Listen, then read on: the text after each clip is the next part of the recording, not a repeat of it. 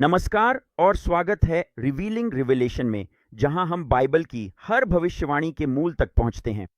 मेरा नाम एलन डुबरे है और आज हम इसकी शुरुआत करेंगे जिसमें हम जानेंगे कि सुसमाचार किससे बात कर रहे हैं, इसमें क्या अंतर है। यही हर रहस्य उद्घाटन की शुरुआत है, यही भविष्यवाणी को समझने की शुरुआत है। और आज मैं आपको यहां दो सीधे साधे उदाहरणों के साथ दिखाऊंगा जिससे आप समझना शुरू कर सकें। आपके लिए भविष्यवाणी की समझ खोलने की सबसे पहले दिखाते हैं कि मत्ती, मरकुस और लूका के सुसमाचार को सिनॉप्टिक सुसमाचार क्यों कहा जाता है। मत्ती, मरकुस और लूका को यह नाम इसलिए मिला क्योंकि सिनॉप्टिक का अर्थ है एक साथ देखा गया, जो उनके विषय, क्रम और शब्दों में उल्लेखनीय समानता को दर्शाता है। इन तीनों सुसमाचारों को एक साथ तुलना के लिए बगल बगल रखा जा सकता है, जिनमें बहुत अधिक साझा सामग्री और कथा संरचना है जो इन्हें यूहन्ना के सुसमाचार से अलग करती है, जिसमें एक अलग दृष्टिकोण है और कम समानता है। देखिए, सिनॉप्टिक सुसमाचारों के भीतर यह अंतर है कि बहुत सी बातें एक साथ देखी जाती हैं, एक साथ काम करती हैं, लेकिन हर बार उनमें शब्दों का चयन अलग अलग होता है। और शब्दों के उस अंतर को आप खुद देखेंगे। यही अंतर सुसमाचारों में यह प्रकट करता है कि वे किससे बात कर रहे हैं और भविष्यवाणी में इसका क्या अर्थ है। आइए शुरू करते हैं।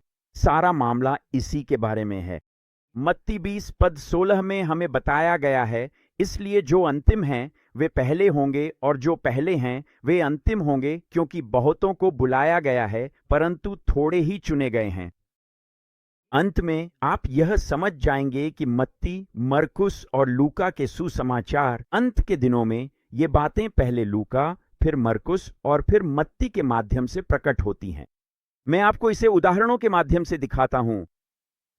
लूका के सुसमाचार में हम देखते हैं कि यीशु को क्रूस पर चढ़ाए जाने से पहले एक भव्य वस्त्र पहनाया गया था।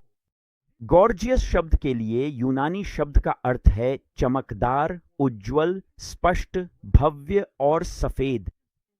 तो बताइए क्या लगता है? ये तो बिल्कुल दुल्हन जैसी लगती है ना? अगर हम इस शब्द को देखें जो केवल लूका के सुसमाचार में पाया जाता है, तो देखिए इसे और कहां पाया जाता है। प्रकाशित वाक्य अध्याय 19 पद 8 में। प्रकाशित वाक्य अध्याय 19 पद 8 में इसका वर्णन क्या है? आइए पद 7 से शुरू करते हैं। आओ हम आनंदित हों और प्रसन्न हों और उसे महिमा दें, क्योंकि मेमने का विवाह आ गया है और उसकी पत्नी ने अपने आप को तैयार कर लिया है, और उसे यह अधिकार दिया गया कि वह शुद्ध और उज्ज्वल मलमल का वस्त्र पहने। वही सफेदी का वर्णन जो हम देख रहे हैं, इसका कारण बताया जा रहा है कि जब यीशु को क्रूस पर ले जाया जा रहा था, तब उन्हें सफेद वस्त्र क्यों पहनाए गए थे। हमें कुछ बताया जा रहा है और हम आपकी समझ को और भी गहरा करने में मदद करेंगे।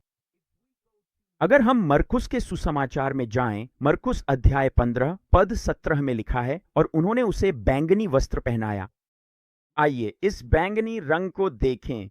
मैं जो प्रोग्राम यहां इस्तेमाल करता हूं उसका नाम एस वर्ड है, और मैं इसका इस्तेमाल इसलिए करता हूं क्योंकि KJV प्लस के साथ आपको स्ट्रॉन्ग्स कॉन्कॉर्डेंस तुरंत उपलब्ध हो जाती है। तो चलिए इस बैंगनी शब्द को देखते हैं।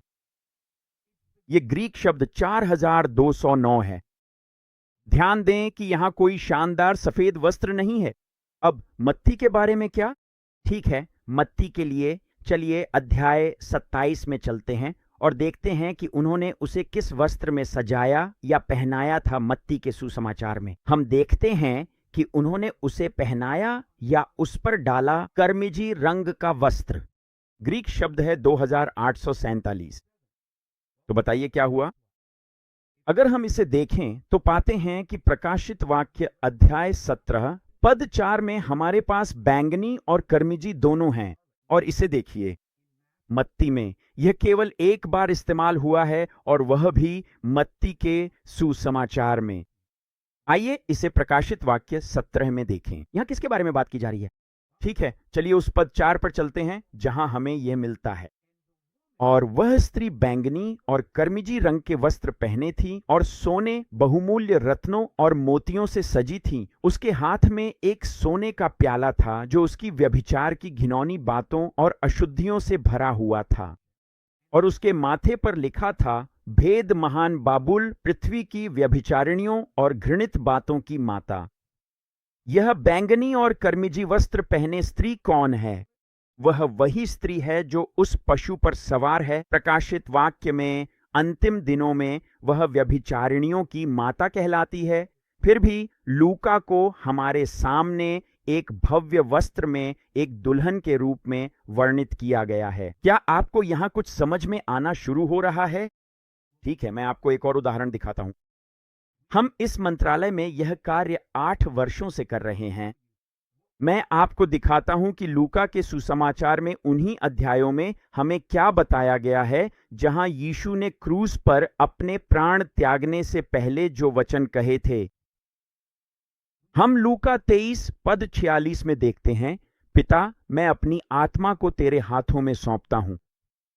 तो वह सीधे कह रहे हैं, पिता, मुझे अपनी बाहों में, अपने हाथों में स्वीकार कर। फिर से यह उस संबंध को दर्शाता है जिसे हम प्री ट्रिप दुल्हन कह सकते हैं। एक और छोटा सा संकेत कि पिता के हाथों में जाना है लूका के सुसमाचार में पाया जाता है। लेकिन क्या आप जानते हैं कि अगर हम मरकुस 15 में जाएं तो वहां हमें वही कहानी नहीं बताई जाती। हमें मरकुस 15 पद 34 में बताया गया है, यीशु कहते हैं, हे मेरे परमेश्वर, हे मेरे परमेश्वर, तूने मुझे क्यों छोड़ दिया? इसका अर्थ है पीछे छोड़ देना, छोड़ जाना या रह जाना। अगर हम मत्ती अध्याय 27 में जाएं तो क्या होगा? क्या आप जानते हैं? मत्ती 27 हमें वही बात बताता है जो हमने मरकुस में पढ़ी थी। मत्ती 27 पद 46 में, हे मेरे परमेश्वर, हे मेरे परमेश्वर, तूने मुझे क्यों छोड़ दिया? पीछे छोड़ देना। अब क्या हमें यह मानना चाहिए कि यीशु ने कभी भी यह विश्वास किया कि पिता उन्हें पीछे छोड़ देंगे? क्या वह उन्हें त्यागने वाले थे? मैं एक पल के लिए भी ऐसा नहीं मानता। मुझे नहीं लगता कि कोई भी व्यक्ति जो शास्त्र का अध्ययन करता है और जानता है कि मसीह कौन है, वह यह मानता है कि ऐसा हुआ था। तो फिर हमारे लिए यह मरकुस के सुसमाचार में, मत्ती के सुसमाचार में क्यों लिखा गया है, लेकिन लूका के सुसमाचार में हम देखते हैं कि वह अपने पिता की बाहों में ग्रहण किए जा रहे हैं? क्या यह अजीब नहीं है? तो आप एक सफेद, सुंदर, चमकदार वस्त्र को पिता के हाथों में ग्रहण होते हुए देखते हैं। आप प्रकाशित वाक्य में उस स्त्री के साथ जुड़े हुए बैंगनी और लाल रंग के क्लेश के रंग देखते हैं जो पशु पर सवार है। और आपके पास मरकुस और मत्ती दोनों यह घोषणा करते हैं कि यीशु ने कहा, तूने मुझे क्यों छोड़ दिया? मुझे पीछे छोड़ दिया। मरकुस और मत्ती के अंश पीछे छूटने के बारे में हैं। क्या इसका कोई मतलब बनता है? इसका मतलब तब समझ में आता है जब आप यह महसूस करना शुरू करते हैं कि लूका, मरकुस और मत्ती 3 अलग अलग लोगों के समूहों से बात कर रहे हैं। इस पीछे छोड़ने शब्द को देखिए। कठिनाई में छोड़ना, असहाय छोड़ना, पूरी तरह से त्याग देना, बीच में छोड़ देना, जीवित छोड़ देना। मसीह ने कभी ऐसा नहीं माना, लेकिन फिर भी यह हमारे लिए परमेश्वर के अचूक वचन में लिखा गया है। क्यों? क्योंकि सुसमाचारों के अंतर में एक रहस्य छुपा है, और विशेष रूप से मत्ती, मरकुस, लूका के समरूप सुसमाचारों में, जो अंत में लूका, मरकुस, मत्ती को प्रकट करते हैं। 3 अलग अलग समूह। और आप यह सब इन शिक्षाओं के दौरान देखेंगे जैसे जैसे हम आगे की शिक्षाओं में बढ़ते जाएंगे। इसे देखिए, यह केवल मत्ती और मरकुस के सुसमाचार में ही पाया जाता है। तो आप क्या देखना शुरू कर रहे हैं? इन दोनों उदाहरणों में आप देखना शुरू कर रहे हैं कि यहां केवल दृष्टिकोण, या जैसा कुछ लोग कहते हैं, विरोधाभास से कहीं अधिक कुछ चल रहा है।